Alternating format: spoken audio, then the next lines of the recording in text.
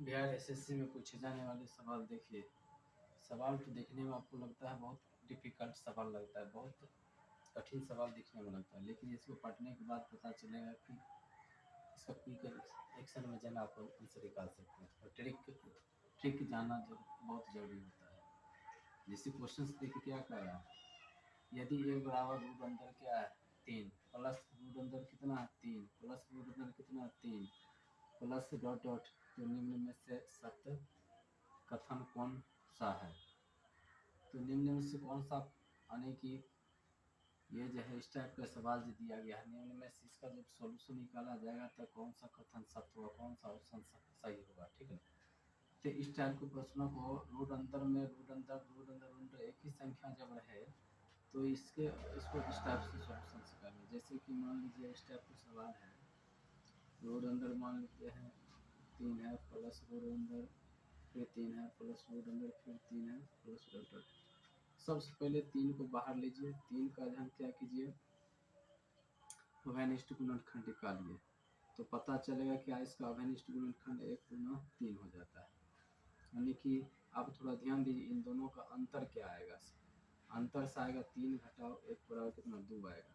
तो क्लियर हो गया है, यानी कि इसका अंतर जो है 2 है, यानी कि 1 और 3 का अंतर कितना हो गया 2 आ गया। तो इसमें संख्या आपका जो आंसर सा आ जाएगा, तो मैक्सिमम यहाँ कितना है यानी 3 है और अंतर कितना आया 2 आया। तो ये दो से क्या हो जाएगा बड़ी हो जाएगा और 3 से क्या हो जाएगा छोटी हो जाएगा। इस तरीक़ा से जो है इसका आंसर से जो है, जैसे हमने 3 का अभिनिष्ट गुणनखंड निकाले थे गुणनखंड 1 गुना 3 आया, तो हम इसका अंतर निकाले थे 3 घटाओ 1 बराबर 2 आया था। तो बस आगामी स्टेप क्या है 3 है, तो 3 से क्या हुआ बड़ी, 2 से बड़ी 3 से छोटी। तो ऑप्शन नंबर कितना आ गया डी आ गया। कुल मिला के ऐसी संख्या को हम क्या करेंगे अभाज्य गुणनखंड निकालेंगे। अभाज्य गुणनखंड निकालने के बाद देखते हैं कि 1 और 3 आता है, तो दोनों का अंतर निकाले हैं तो कितना आया 2 आया। तो बस ये दिमाग में ठान लेना है कि न्यूनतम संख्या ये जो अंतर निकला है यही आपका न्यूनतम संख्या छोटी संख्या हो जाएगा। अधिक से अधिक संख्या जो है 3 लेना और इसी के बीच आपका ये क्या हो जाएगा मान हो जाएगा। अब यहाँ पर देखना, अब नंबर 2 क्वेश्चन, रूट अंदर कितना है 6, तो रूट अंदर 6 है प्लस फिर रूट अंदर 6 प्लस रूट अंदर 6। तो इस टाइप के सवाल यदि रहे आप 6 को निकाल लीजिए, इसका अभाज्य गुणनखंड निकालिए तो हो जाएगा 2 तिया 6।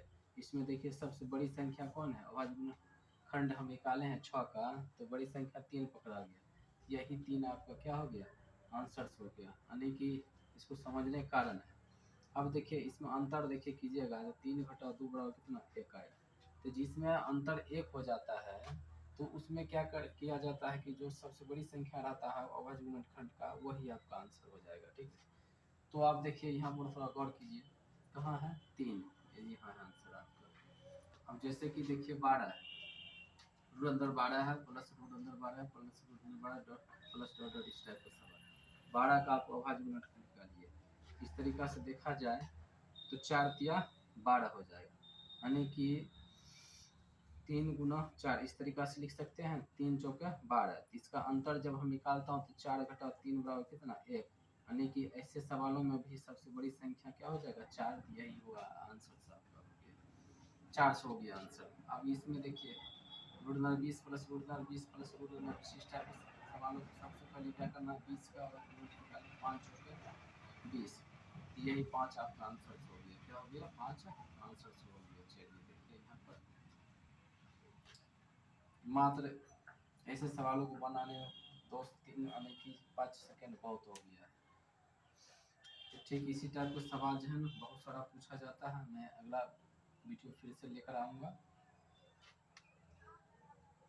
एक्चुअली ऐसे सवालों को बनाने के लिए थोड़ा समझना पड़ेगा। जैसे इसमें देखिए अभाज्य गुणनखंड निकालें तो 1 गुना 3 आया, इसका अंतर आया 2, तो अंतर जिसमें 2 आ जाएगा तो 2 से हर जगह बड़ी और जो संख्या रहता है उससे छोटी हो जाता है, उसके बीच पड़ जाता है। आप जिसमें देखिए कि जैसे कि इसका जैसे कि मान है इसका निकाले हैं तो अंतर, इसका अंतर कितना 1 आ गया, तो बड़ी संख्या इसमें चुन लेना। इसमें भी देखिए दिमाग कैलकुलेशन लगाइए, 5 चौक 20 होता है, इसका अंतर भी कितना 1 आ जाता है, तो इसमें भी क्या हो गया 5 हो गया, बड़ी संख्या चुन लेना। 12 में भी देखिए 3 चौक 12, अंतर इसका कितना एक आ जाता है। सबसे बड़ी संख्या क्या है 4 है, तो 4 हो जाएगा आंसर। तो इसी टाइप से इसको नोट कर लीजिए।